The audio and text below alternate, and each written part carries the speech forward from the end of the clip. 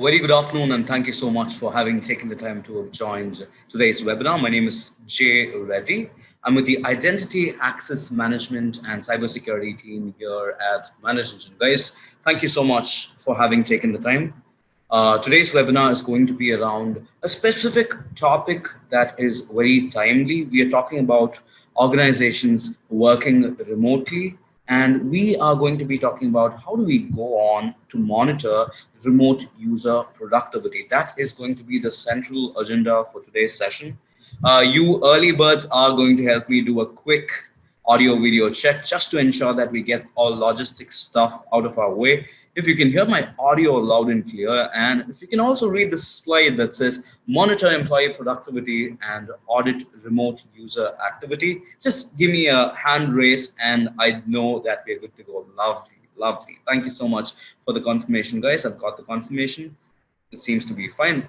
Another important point, the webinar is being recorded. Just in case if you want a copy, just let me know. I'll send out the webinar. And more, the presentation deck, and through the course of today's webinar, we are making action items, action lists, and I'd be also sharing you a couple of ebooks that we've put together. So please watch out for them and do let me know if you need a copy of any of those. Lovely. That being said, let's quickly get into today's webinar. There are a couple of obvious things that we'll be stating through the webinar. We are trying to get the best out of the situation because we very much understand that there's this huge quantum shift that has happened. We'll have to understand that no longer your existing infrastructure or your existing security best practices apply to how things are working as is. So when it comes to the whole remote working, it's not just your users bringing their own devices into your network, but they're also bringing their own vulnerabilities as they log into your network from their home laptops, let's say with the Wi-Fi that's at home. So we are talking about a very difficult equation where a lot of parameters, where a lot of variables are unpredictable. And that makes it all the more difficult for us administrators and us cybersecurity folks and us IAM folks to make it work for organizations in general. In fact, from my point of view, just as how important the work all frontline folks are doing, the folks that the work that IT folks are doing right now is equally important because that is what keeps the lights on for a lot of businesses around the world. As I speak, I am working out of my Indian office. I'm right now in India, back in India. We've got about 8,000 folks in the company who are working remotely. So I'll try and share a lot of first-hand experience as well. Over the last 45 odd days, I've been speaking to a lot of administrators and other security folks who are trying to enable the whole transition. And I seem to have understood, and I have a couple of insights that I essentially want to share with you along the way. So there are a couple of obvious things right here. Users, they have been for a very long time the weakest link in your security. We are talking about the same set of users who write a password on a piece of paper and have it stuck right on top of their desktop. Now, this is when they were at work. Now, while they are at home, think about it. Think about what could potentially go wrong. There are 100 things that can possibly go wrong, and that's exactly where we want to step in with today's webinar, step up the whole game. Try not just track employee productivity and attendance, which turns out to be a new responsibility for a lot of folks in IT, because we keep constantly getting requests from the management, from line managers, asking how long an employee was working, how productive are they working. We are talking about businesses that employ contract workers. We're talking about businesses that have temporary employees for that matter. So they get billed by the hour. A lot of how successful remote work can be depends upon how productive your users can work.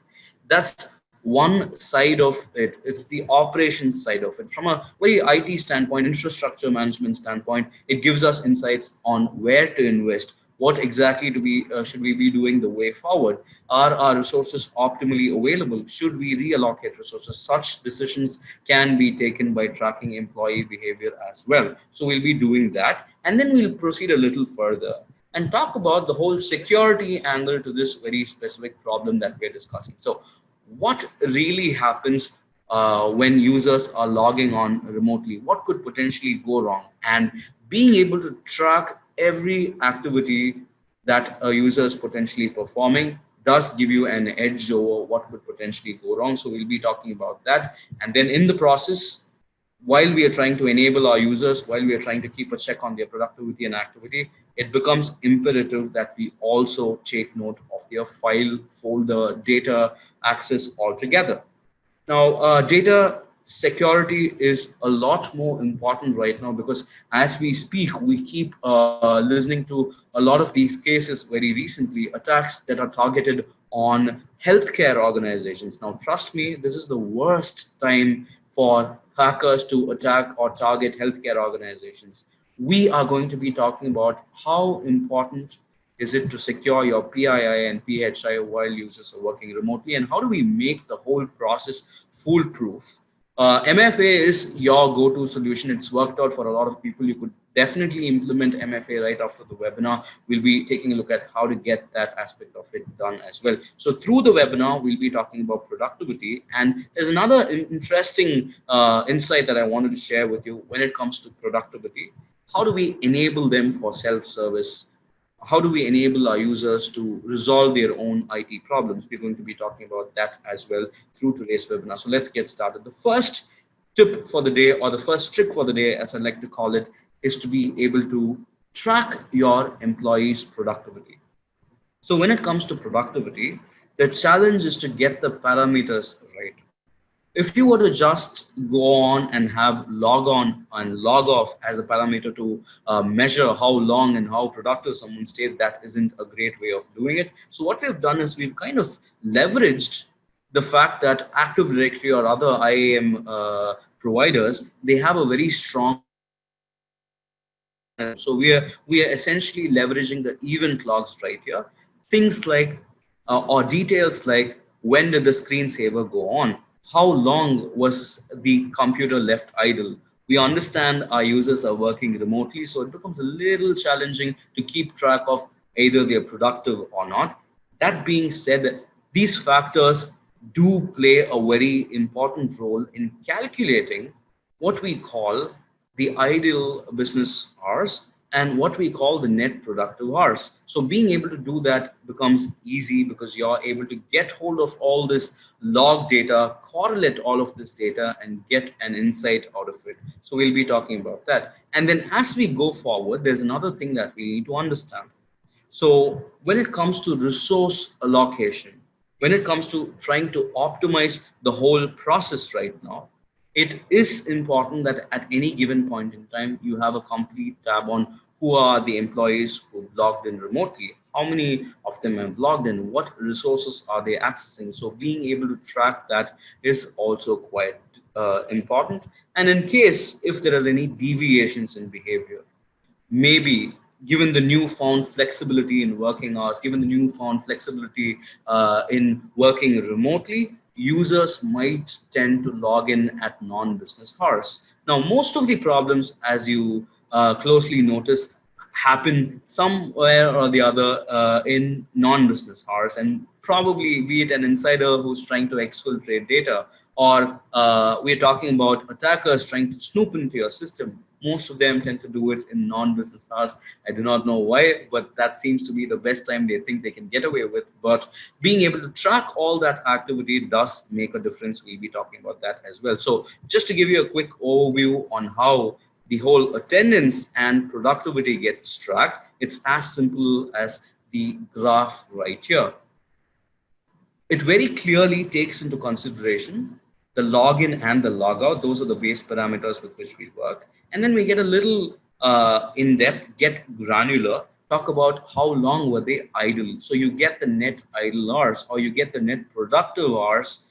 How long did they actually work? How many sessions were they on? Were they consistently connected to the VPN? What sort of actions go on in the background? Every aspect of that gets mapped from the event log data, and that gets correlated to give you like a very clear insight on how effective and how productive were they working on. And I have a question right now from Tom. Tom asks me, does your product have an agent so that when workstations that are off the network, when they reconnect to sync, okay, when they reconnect to their sync. Okay, Tom's question is, do we have an agent that lets the workstations that are off network to sync when they reconnect? Yes, as a matter of fact, Tom, there's an agent that gets installed on every endpoint. That's an option that we give users. They can use an agent, they cannot use an agent, absolutely up to them. Usually the agent comes at a later point in time when we are talking about enablement. At an attendance tracking standpoint,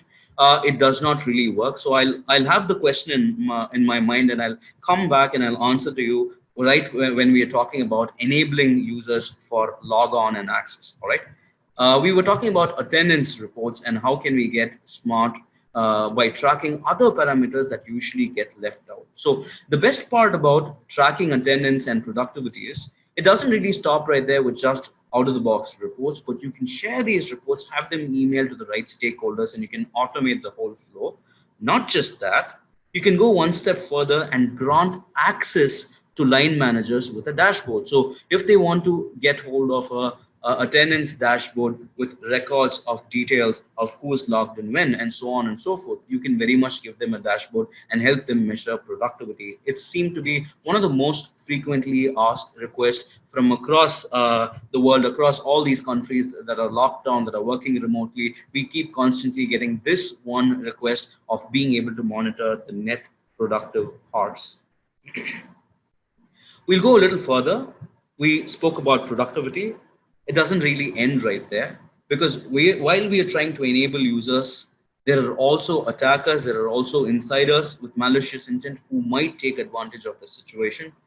Don't mind if I sound paranoid, because the whole idea of remote working is a little different, is not the usual that we are all used to, because for a long time administrators had complete control over the fact that endpoints inside the organization or identities inside the organization were well within the confines of a SIM tool, or were well within the confines of a firewall, and you were absolutely sure about what was happening. But now everything has changed. In fact, I'd want you to make this one change in perspective towards how identity security is important, because identities are right at the perimeter as we speak.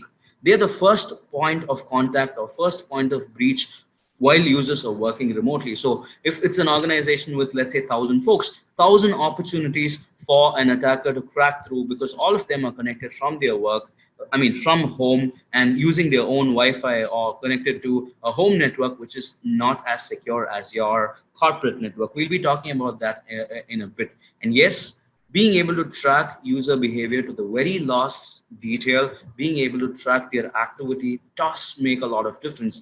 Be it how many times are they accessing a specific file or a folder, the volume of activity, the time of activity, the source from where they're initiating a request. If there is a resource that's being accessed for the first time, nothing more important than tracking what resources are they accessing, what servers are they accessing, are they executing any files or folders. All such data has to be tracked. And if you were to do it the usual way, where it's blanket sort of auditing, it doesn't really give you any insights. And that's the reason why I recommend you start with something as basic as this. Let me try and explain my case right here with a very basic example: tracking logon activity.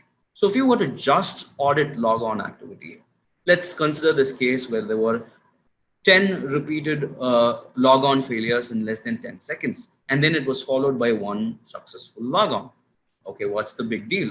And at a later point in time, there was an installation of an application and you detected that it was malicious. Now, when you look at all of this separately, it does not make sense. But if you're able to correlate all of this, and if your tool is smart enough to correlate all of this and detect an anomalous behavior saying, logon failures happening at this rate would be nothing but a brute force attack, and it was followed by a successful logon, which means the attackers in your system already. And at a later point in time, from that very same IP address that the request for logon was made, a server was accessed and an application was installed, and this application is starting to send data packets out to a network, out of the network, exfiltrating data. So when your system can do all of this, that's when the magic really happens. That's when you get the best of tracking user behavior and checking if there are any anomalies in the behavior. So how do we do it? The logic is pretty simple. It's machine learning. What we try to do is we try to draw baselines for every activity. We try to draw baselines for every user, for every event. And when we put all of that together and draw a normal behavior curve, which is quite dynamic, it keeps getting updated based on past data, you'd be able to very clearly identify and get immediately alerted when something's off the grid. Essentially, we're talking about another case of non-business hours. So usually Jay, the user, logs in from 9 in the morning to probably 7 in the evening. But all of a sudden, there's this logon activity that's happening at the middle of the night. And the user's trying to access a file or a folder and trying to exfiltrate or copy data from the file or a folder. So these are the kind of activities that you need to look out for. And if you track user behavior, there are many more cases that you can essentially solve. Remote desktop activity monitoring. Now, all of us are very aware as to how uh, inadequate the remote security options that are available or come with the native tools are. So it becomes all the more imperative and important for us to track every activity that is going on and be able to correlate it, especially if you can UBA the whole thing. That's the best thing to do. And when it comes to how attackers work, they don't really stop with access to a single endpoint. They try to expand their foothold as much as possible. They try to hop between multiple endpoints and get to the extent till they compromise the entire domain, probably get hold of even the domain admin credentials and start causing a great wreck. So if your system can process this, we're talking about unusual logon activity. If it can process that very aspect of logon, if there's an unusual logon that's happening at a non-business hour, easy indicator that something's off. I have that happening right here. So you might have this question. Since users are working remotely, you can't really be sure of non-business hours. If that's the question, then there's a behavioral pattern that is associated. And it's all the more important that you get notified when there's a deviation in the behavioral pattern. So every user, every activity is very contextual and it's not blanketed. So right here it says the logon activity done by this very specific user is out of the normal because the usual is from this time to this time, and this is an anomaly in the logon that's happening from a specific user. So this is the kind of context that you should be receiving, giving you the when, where, what, and why of how the activity is different. So we're trying to detect activities as they occur. And if it's a lateral movement, the island hopping case, a classic case of island hopping, it's just requests from one IP address over to many endpoints, over to many user accounts, trying to probably do a password spray attack. Now, brute force, we just figured, okay, right, repeated logon failures. Now, password spray attack turns out to be a little more difficult to find because they try to jump between logon credentials. They try to jump between user accounts until they are able to crack open one account. They don't repeatedly attack one single account so that they raise a trigger or raise a red flag or probably lock the account out. But this is how most of the lateral movements happen. You get a clear-cut picture of what is happening from that specific IP. And in fact, you can go one step further and blacklist the IP with the tool. You could do a lot more. If it's an endpoint from where they're accessing, you could very much get notified that something's gone wrong. So this is about detecting lateral movement. So if it's a host that gets accessed by a user for the first time, the user never ever really accessed a server. This is a critical server. It's there on your watch list. All of a sudden there's an access, you should be notified. So this is what I'm talking about, being able to detect and thwart essentially. So an attacker does not just stop with getting hold of accesses. They eventually want to cause some damage or get hold of some critical business data. It could be your PII or PHI, personally identifiable information, or protected health information. We are talking about a time when we just can't compromise on any of that. Because this is not when we'd want to be fighting a lawsuit for, let's say, a CCPA or a GDPR or any of those compliance regulations out there. We don't want that. And being able to thwart such activity, if it's a installation of a file, let's say an exe gets executed on a server, It's not supposed to be happening. This is a newfound process from a user who's not even relevant, and all of a sudden there's this deviation. You'd be able to step in, and in fact, if it's happening in a non-business hour, you don't even need to worry, because the tool can take care. You can set custom scripts to block or lock or stop a user from going any further. So I'll have this in mind. I'll address this very point. We are working on something called adaptive authentication. I'll get there in a bit, right? Have that thought on your mind. Adaptive authentication, on how can you dynamically understand an activity and stop that from going any further. And then obviously the whole problem with privilege escalation.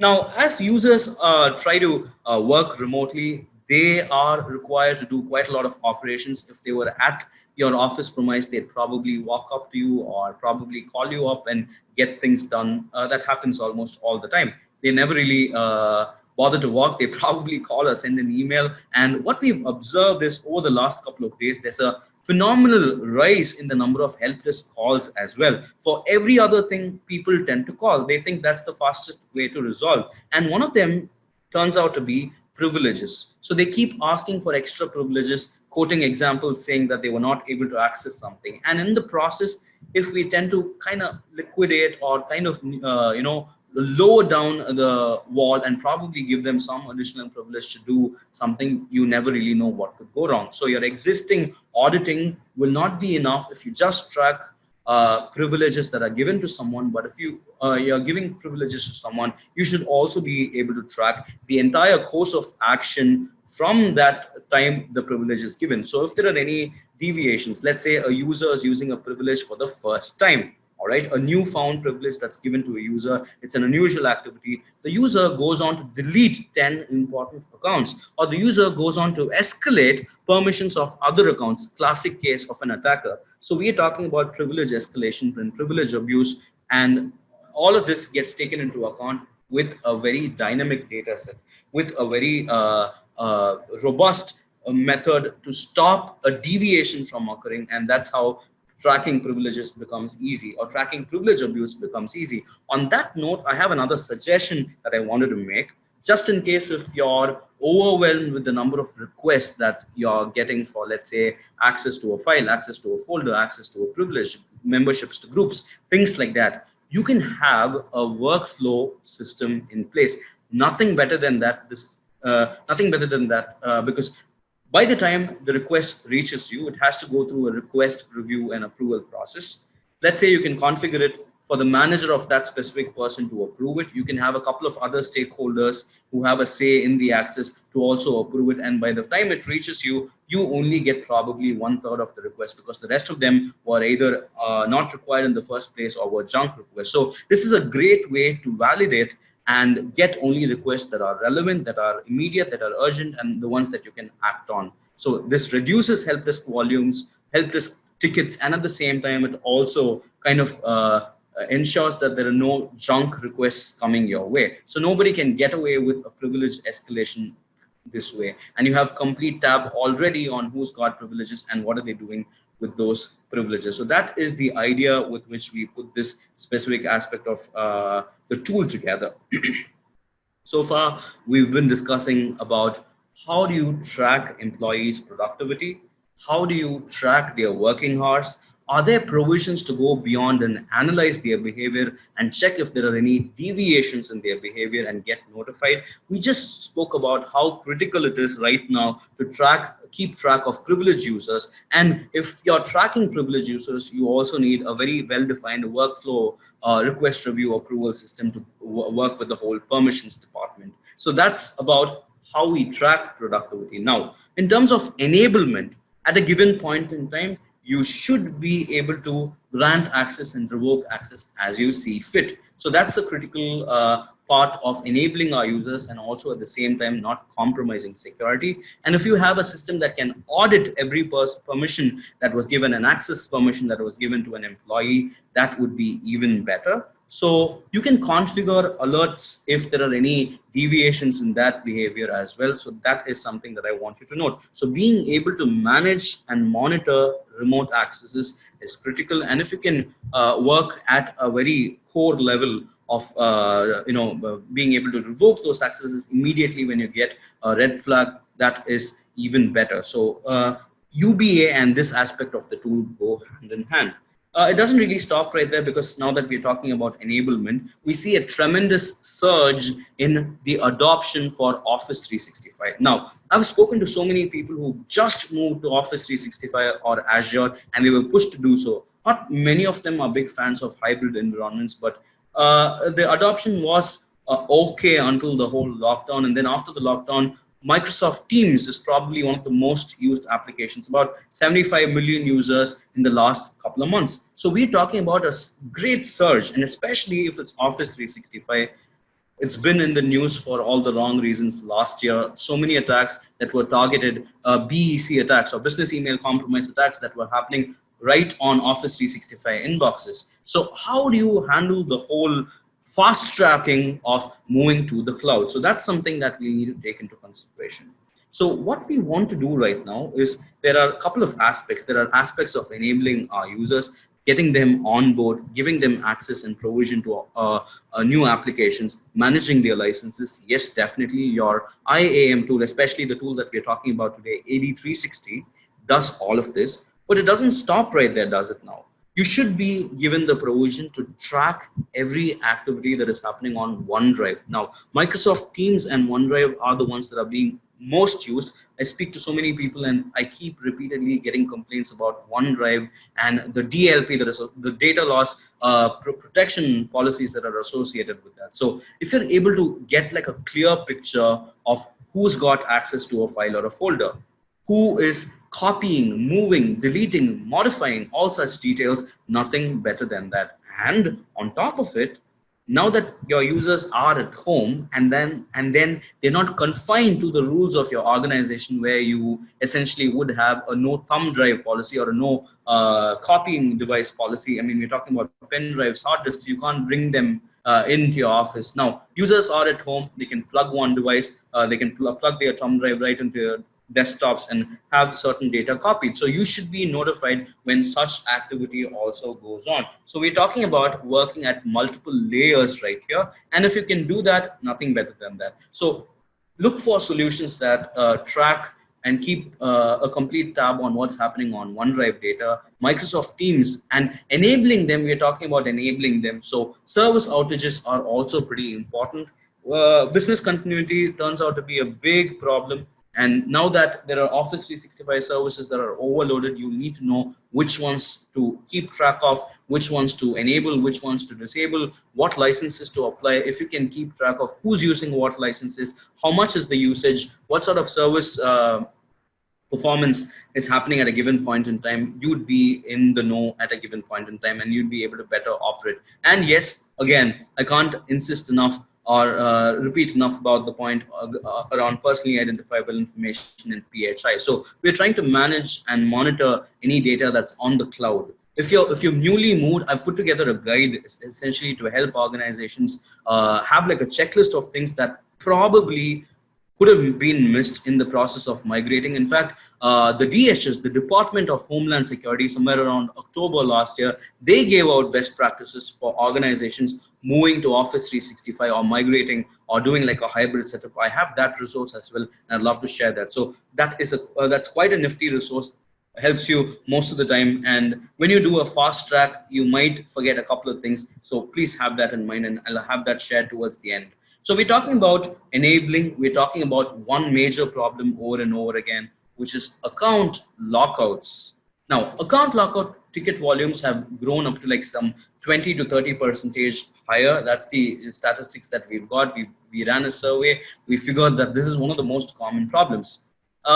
When it comes to enabling users and letting them connect, this is a showstopper from both operations standpoint and from security standpoint. So if you were to really look at account lockout, the best thing to do is to have the root cause analyzed, because these are repetitive problems, let alone those users who are forgetful. But from another standpoint, where you have service accounts with stale credentials, now that is something that you'll want to address right away. So being able to quickly track and narrow down to that very specific reason and what went wrong, which component was it that caused the account lockout, is quite important to keep the business going. So being able to analyze both the source and the reason and stop that from recurring is quite important. So the tool that does account lockout analysis is something that you'd be needing to look out for. And to just get along those same lines, account lockout analysis is great, but how do we foolproof the whole process? How do we ensure that our users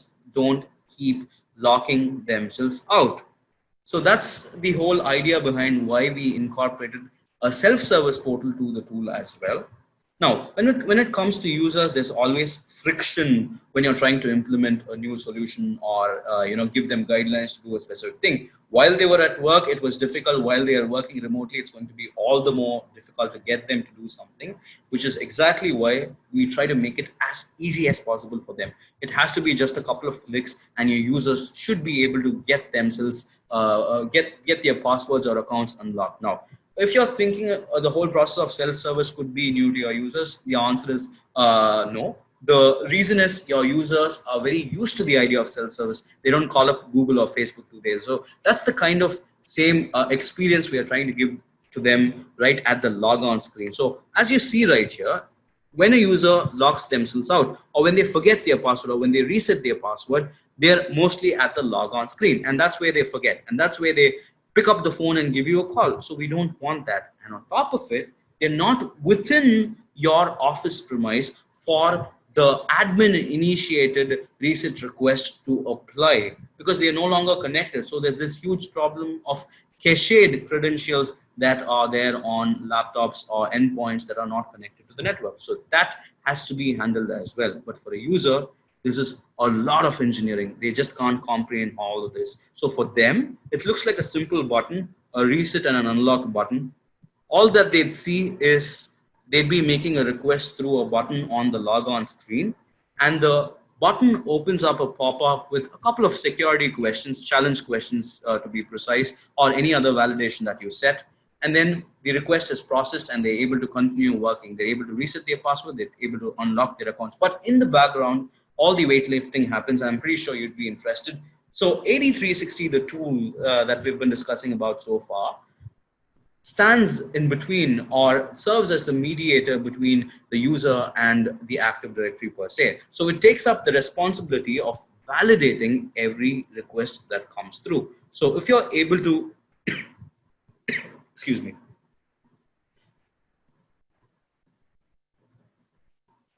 Lovely. So we're saying if you're able to do the whole process through a mediator that serves doubles up as a firewall, nothing better than that. So all your requests get processed through AD360. I can see a couple of questions that are coming in, guys. Don't worry, I'll have the questions taken towards the end. I'll try and incorporate a couple of questions in the process if I can. So we're talking about AD360 that takes up the request from the user, does the authentication for the user, does all the challenge questions, verifies the identity, and then takes the request forward to Active Directory, gets the reset done on Active Directory, relays back the request back to the user, and then also takes into consideration the cached credentials problem, gets that relayed to Active Directory, the cached password is verified, the cached password is updated on the endpoint as well. Now, this is a lot of transaction for a user to understand. So from a user's perspective, it's going to be the same experience that they'd have while they're working from office, while they are simply trying to reset or unlock their accounts. So right at the logon, what happens is the only requirement that we ask for is the laptop or the device from which they're connecting has to be Windows 8 and upwards. It lets them connect to the internet. So all that we need is a connection to the internet. And once that's established, right when they click on the button, a VPN link is sent out all the way to Active Directory, and a tunnel is established. And when the system is connected to the internet, right at the logon screen, before they can go any further, the screen pops up with a question, and AD360 does the job. So the whole transaction is both secure and kind of negates the whole difficulty that native tools have with remote working. For a user, it's still this, just a simple, straightforward transaction. So this is how the background of it works. We were talking about how complicated account lockouts could get and the overwhelming number of calls that help desks are receiving for password resets and account unlock that you can very much counter with a self-service portal. And if you have any one of these VPN clients, you can hook up with the tool. Or if you have another client as well, the tool is pretty flexible in letting you hook your own VPN in, and that's going to be pretty easy from there on. All along, we've been talking about enabling users and tracking them. Another obvious thing that we need to understand is users fall prey for attacks all the time, because right now the attackers are very well aware of the fact that your users are at their most vulnerable juncture. And when it comes to our users, they are very liberal giving away their details. Online, you ask them, they fill up forms, they do this and that. And on top of it, there's this Microsoft infographic also that proves the same point.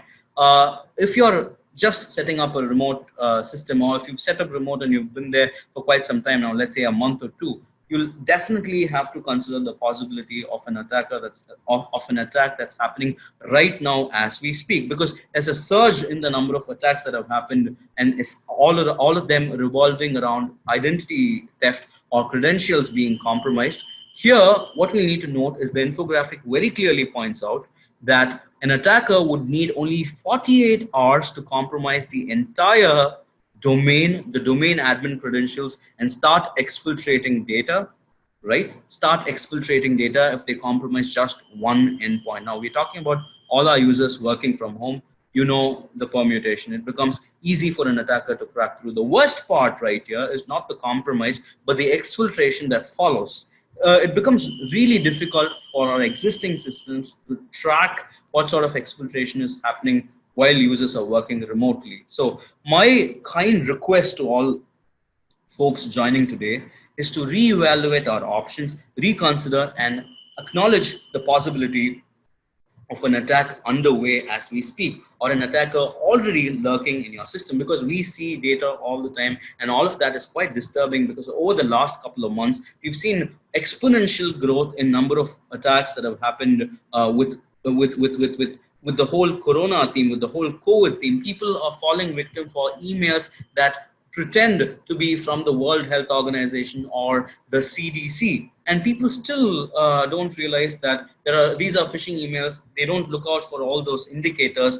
They still get on to click. In fact, I a couple of days back received an email claiming it's from the government, and the government is offering a compensation. And in return, all I'll have to do is fill up a couple of details like my social security number, like my Aadhaar number, which is my UID here in India, and then fill up my bank details, so on and so forth, and get the compensation. So many of them fall victim, and the statistics right here is testimony to that very fact. So the problem is, if they get compromised, okay, it's an endpoint, but this is the same desktop or laptop from where they are accessing your corporate network as well. Now, if a malware gets installed, think about it, and it becomes really easy while they're remoting into your system to access a resource. So we're talking about identity security now, and the first line of defense for identity security has always been passwords.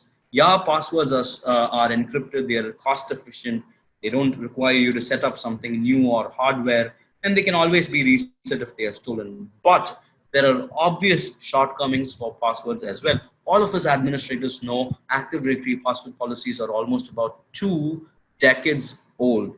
So what do we do about that? Now, we're talking about attackers who initiate extremely sophisticated attacks with probably a botnet backing their attack. So it becomes really difficult if you were to just use the native password options or policies to, kind of strengthen your password posture.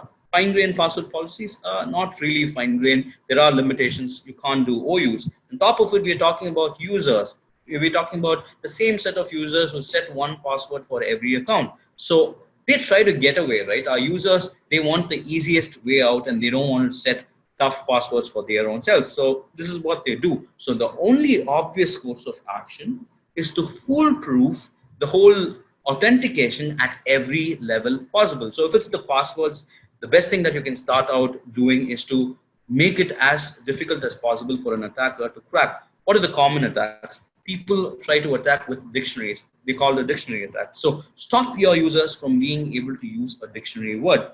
Does Active Directory password policy do that? Can your Active Directory password policy stop your user from setting a password at 123 or an I love you at 123? Turns out the most common passwords used last year, the year before, and the year before that as well, users are very predictable and systems are quite sophisticated, the ones that attackers use, and any dictionary word can easily be cracked with a matter of seconds, within a matter of seconds. And on top of it, there are new identities that you've provisioned for users. We're talking about multiple new applications that have been provisioned, that have been commissioned for the use of collaboration. And users tend to set weak passwords on these accounts because they don't want to remember 10 passwords, right? Password fatigue is a big problem right here. And yes, the age-old problem of incremental passwords when you ask them to reset a password. Okay, great. My administrators asked me to reset the password. Let me just add a 1 to my previous password. Now, this becomes all the more difficult because it's an easy entry for an attacker to crack through, right? The best course of action right here is to foolproof the whole process. Can you stop your users from setting or choosing dictionary words in the passwords? Yes, 8360 lets you do that. In fact, we've got dictionary suggestions that are integrated right in the product, and you can stop users from using any of those passwords which are dictionary words. You can stop users from using predictable patterns. Now, users are very predictable. Lots of them think that they have the best complex password out there, but turns out there are about 400 to 450 user behaviors or patterns within which all users fall. This is a research study that says there are only 400 to 450 different patterns within which a user can set a complex password. That's how they think. They're very predictable. So stop that and have an intelligent solution that can stop all those patterns. The basic ones could include keyboard waltzing. A lot of people do that. 1, 2, 3, 4, QWERTY. Stop them from using those obvious predictable passwords. A little complicated pattern would be something that has to deal or have to do with the user's identity itself. Their first name, their last name, something from their account, the name of the organization. All those get taken into account, and you can stop your users from using such predictable patterns in their passwords. Not just that, the problem of incremental passwords where they try to have letters from their previous passwords. You can stop that completely. You cannot let them use the same letters that they've used in the previous password. They're forced to set a password that's different from that, from their previous password, and not increment on their previous password. And all of this is great, though people tend to set really strong passwords. There are times even strong passwords get compromised for many reasons. And that's the reason why we thought we'll make it even more foolproof with an integration. So Have I Been Pawned is an online repository. They're very good at it. They maintain a database. They consistently, on a daily basis, keep updating their databases for all those credentials that got compromised in an attack or a data breach that got exposed. And in fact, they go onto the dark web to look for such credentials, and if they're available, all of those also come back to haveibeenpawned.com, and they maintain this huge repository of compromised passwords. So all cases, almost all password related cases are solved right here. Dictionary, patterns, incremental attacks, password spraying, or being able to guess a password, or using a password that's already compromised, all of that gets satisfied right here with the password policy strengthener the tool has to offer. Now, you do all of this and make the whole password problem go away. That's what you think. You've made the password policies extremely stringent. Users cannot set weak passwords. Great, first step done. But the second part is where they try to reset their passwords. And when they're not able to know what they're expected of when they're setting the password. So this is the Microsoft way of doing it. When they set or reset their passwords, the only notification that they'd receive when they did not meet the complexity requirement is something went wrong. They did not meet the complexity requirement. It does not give you any more info. And that's why we thought having the exact set of requirements displayed right where they'd be looking for it makes the difference. So have that right at the logon, and it makes all the difference. Logon screen where they'd be resetting, tell them these are the regulations that you want them, or these are the requirements that you want them to, the number of characters, the special characters, what are they not supposed to do, what are they supposed to do, all of that gets checked. And as they type the password, there are check marks that appear. And if they do not cater to something, it very clearly says they haven't met that rule, so that they can fulfill that. It becomes easy. And this is right at the logon, be it Mac, be it Linux, be it Windows, it does the trick. So we're trying to empower our users at their very logon screen to set strong passwords. And we've also foolproofed it by not letting them get another opportunity to pick their phones up because they did not know how to reset their passwords. So this is how we've been trying to empower them. And yes, when we are talking about empowerment and foolproofing, it goes without saying multi-factor authentication is the best way out there to secure identities. Now, when it comes to MFA, you have quite a huge array of options when it comes to implementations. Look for solutions that give you the flexibility. Look for solutions that can get granular. Look for solutions that don't work just at an application level, but can work at every endpoint level, right at the logon, right when someone's entering their passwords. If you can have a second factor of authentication, now most of your problems are solved. Right when they're doing a remote connection over to the over to the computer that's back at the office. If you have MFA right at the logon, nothing better than that. And yes, it goes without saying the obvious ones like applications like server, all of them need to be MFA'd. If you're using Office 365 or you're using Azure, please do avail the Microsoft Mobile Authenticator. It's free. Please do implement it right away, and it does make a lot of difference. And if you're on Office 365, I have another recommendation for you. All right, it's called the Office 365 Secure Score Dashboard. It's called the Secure Score Dashboard. Right at the end of the webinar, I'll give you the link to access the Secure Score Dashboard. If you're on Office 365, you can just type Secure Score, look that up, and the first thing that gets you to your dashboard will give you a very context-based analysis of what's your current security posture. It tells you where all have you missed out, what all have you missed out, and it gives you a checklist and gives you a secure score or security score. And the first of the recommendations that's out there is multi-factor authentication.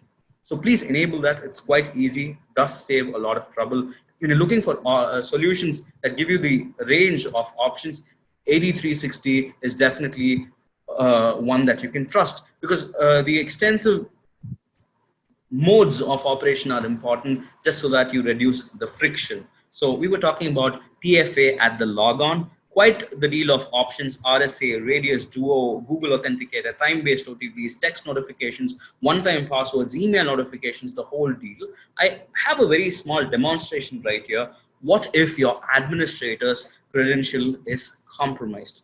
All right, the hacker successfully manages to get hold of the admin account's password, but then they're not able to proceed any further because there's a second factor right here. And this is a personal factor where the second factor turns out to be an email code or a unique code that gets sent to the admin's personal email address. It could be any second factor. I'm just trying to make my case right here. You could do fingerprints. Lot easier for users because a lot of our smartphones as we carry have fingerprints and Face ID and other easy ways of doing it. So set authentications second factors that are easy for your user. So if it's a critical user with privileges, setting up more foolproof mechanisms like this one, for instance, or time-based OTP, for instance, is a good option to do that. So we're trying to secure logon right at the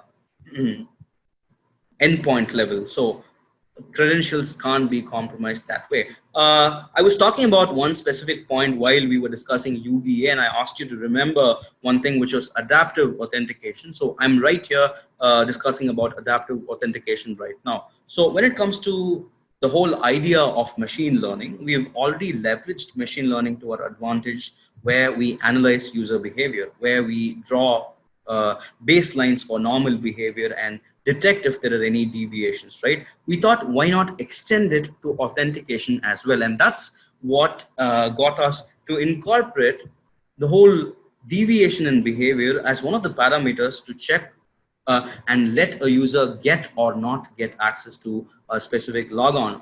It's quite simple right here as you see it. So deviations in location, deviations in geography, the network reputation, the IP address from where they're logging in, the biometrics that is associated with it, the time of the day, all such parameters or all such behavioral patterns get taken into account. And if there's a deviation, if Jay, all right, who usually logs in from India, did a log on about an hour back and now all of a sudden is accessing from North Korea, that is superhuman travel. It's impossible to do that log on, and that gets red flagged immediately, and the user can be blocked, the user can be kicked out of your system, or in fact even locked out. So those are the kind of options that you have when it comes to how adaptive authentication works. This is from a security standpoint. Now, from a usability standpoint, we're working on passwordless authentication. So that's the future, how we see it going.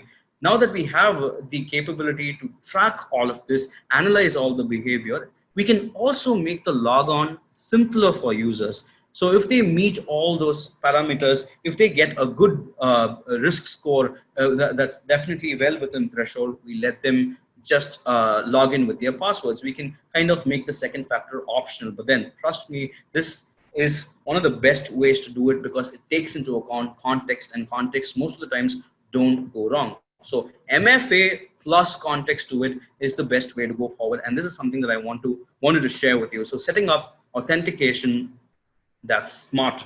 So far we've discussed about being able to track, being able to analyze. There's one more thing from an enablement standpoint. There's one more thing from being able to not fall victim for these endless helpless calls, which is notification.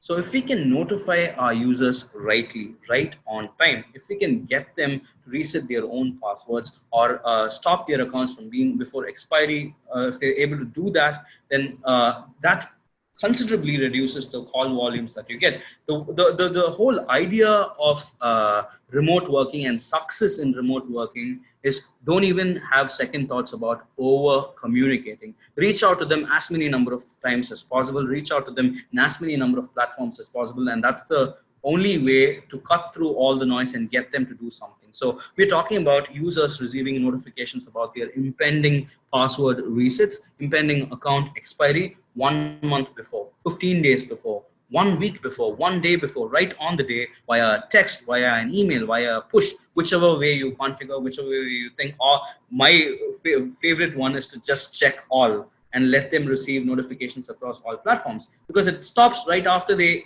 do the action that you want them to do. It becomes simple and your helpless call volumes considerably drop. I've spoken to administrators who have implemented it and have given me feedback in the last 1 month, attesting that it's gone down considerably. So we're trying to both enable them because they're not going to get locked out, their accounts are not going to get expired, and at the same time helping our own selves get lesser calls.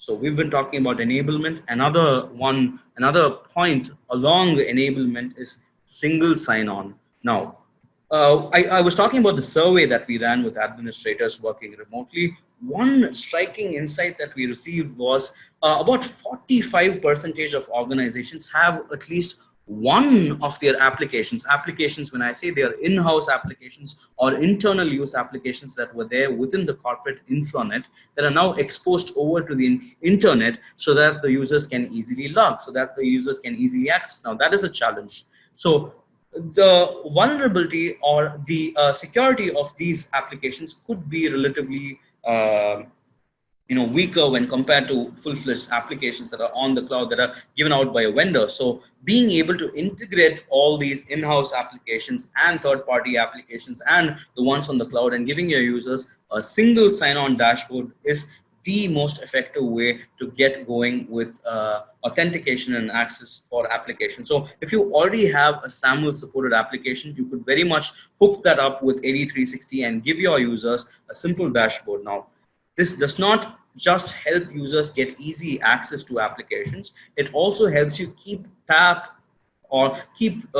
tab on what applications are they using, on reducing the whole problem of password fatigue, where they set up the same password for multiple accounts because they have to remember. All of that is gone in the moment you set up SSO. And when you top that up with multi-factor authentication, it becomes absolutely foolproof and efficient at the same time. So we're trying to enable our users with a single sign-on dashboard. So all along, we've been trying to enable users. Now, for a change, administrators also need a break. If you can do all of that I was talking about, being able to quickly disable an account, unlock an account, reset a password for an account from your phone, that's the best way to go forward doing it. So it's the whole thing is now a little less strenuous because you can do it from your phone. So a couple of applications, couple of options you can implement. Even you can even create accounts. The list of functions is quite extensive. So do please take a look at the mobile application. And not just that, we always want to empower our users in that front. We give them an application as well for authenticating themselves. We're talking about MFA right at the logon. We're talking about password reset and account unlock from their mobile phones. So all of those functionalities of self-service also from their mobile phones. So we've tried to cover quite some ground. We started off understanding how to go about setting up a mechanism to track productivity. We saw user behavior analysis.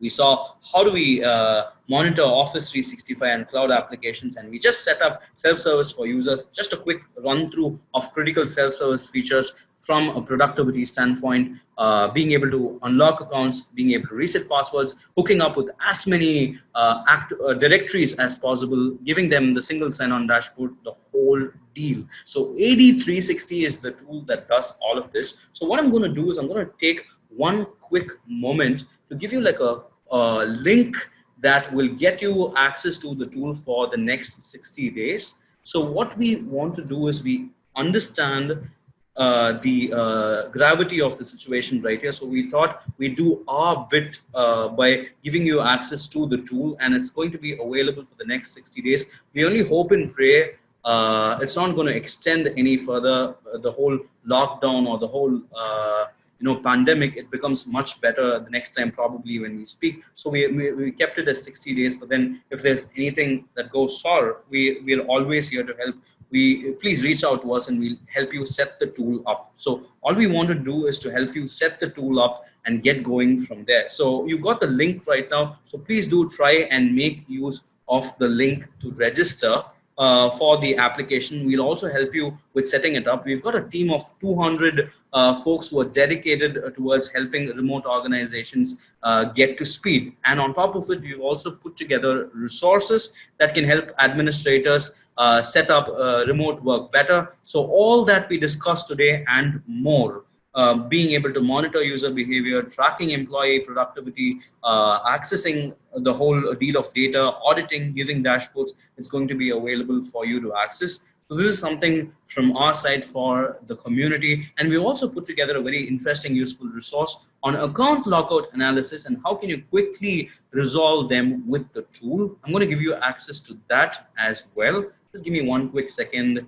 I'll drop that message over to you on chat right now. All right, I've sent the message over to you on chat right now, just in case if you've received the message. Just lovely.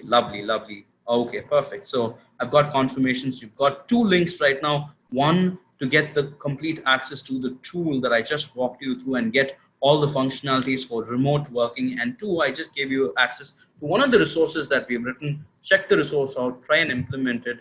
Guys, we absolutely understand how difficult it could get because we are experiencing it firsthand. Here, our organization's got 8,000 folks. All of us are working remotely too. We understand the load on administrators and what all could possibly go wrong. And with just native tools, it does become quite tedious. And what I personally want to do is I would probably take this opportunity to not just share the tool, but also give you my promise that you can always reach out to me with a question that you have, anything about remote work. We have a dedicated team that helps teams go and get up to speed if they're working remotely. So please do reach out to us. Please do drop an email if you have any questions pertaining to remote working, either identity, either security, either anything in terms of IT services management. You have any questions, we are here to help. As you've been such a lovely audience. And I thank you so much for having taken the time. I have a couple of questions that I would like to take quickly. So Tom asks me, is this webinar going to show how to do X with AD360 AD Manager for existing clients? Lovely, Tom. So we can probably set up a call for all those who want like a specific demo on what we can do with AD360 and AD Manager. Just drop me a message right now. There's a lot more that the tool can do. I just covered the bit on productivity. Just in case if you're curious of what all it can do, I can give you another link where you have all the use cases that you can cover from an identity standpoint: password, productivity, access security, authentication, backup and recovery, the whole deal that the AD360 solution does. And I'm going to drop that as a message right now on chat, once again, for all the use cases for remote work that you could cover. Just a quick second. I'm trying to answer a question right here. So there you go. So you can very much get hold of all the use cases and take a look at what all can the solution that we discussed today do beyond just productivity tracking. Okay, I hope I've answered your question, Tom. All right, so I have a question from Cindy. Cindy asks me, how exactly are we tracking users' activity? Is this an agent on the user's computer? If so, how do you account for users using their own device? Lovely. So the whole idea of tracking that we do right here is based on event logs, and the tracking that we do happens at the level of your identity access management platform itself, the directory service itself. If it's on-prem, Active Directory; if it's cloud, Office 365; if it's G Suite, G Suite, all the activity that happens at the level of the identity provider is what we track. We use event IDs to track every activity, to track every deviation in behavior, and that's how we track user activity. The question was, how would you track if a user is using their own device? So as long as the users using their own device for personal stuff, that's great, no problem, that doesn't bother us.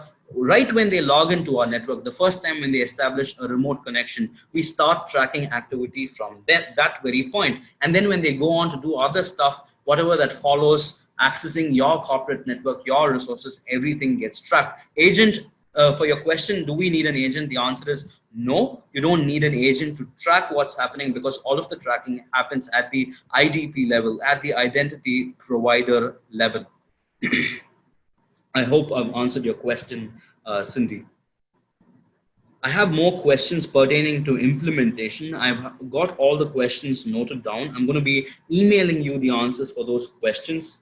Okay, lovely. So if anybody's got more questions, you can raise your hand or just drop the question right now on the chat, and I'd love to take that. Any specific questions besides implementation? I would love to take them right now. All questions pertaining to how to get the tool or how to implement or what functionalities to use. I catch up with you over email. Just drop me a mail just in case. If you want to, we can start talking over an email, and I'm available for calls as well. We've got a very large team right here just to support you folks working remotely. So I can help you get on a quick call. I can speak, or folks from our team can help you set it up. You can drop me an email right here. This is my ID. So if you have any further questions pertaining to remote working, the whole productivity tracking, or being able to do a better job at tracking user activity or data security, I'm right here to answer your questions. Lovely, lovely. Thank you so much for your time, guys. You've been such a wonderful audience. All that I ask out of you is just stay safe, take good care of your own selves and your families. These are tough times. We all understand. We're trying to do our best. All of us are really strong and in this together. So, guys, wish you good luck. The next time when we meet, I'm pretty sure we are definitely going to meet under better circumstances when remote working is not a norm. I definitely look forward to seeing you and meeting you all once more when all of us resume normal life and everybody is hale and healthy. Good luck to all of you guys. Stay safe. If you've got any questions, I'm just an email away. My name is Jay. Thank you so much, guys. You have a lovely rest of the week. Talk to you real soon. Bye-bye.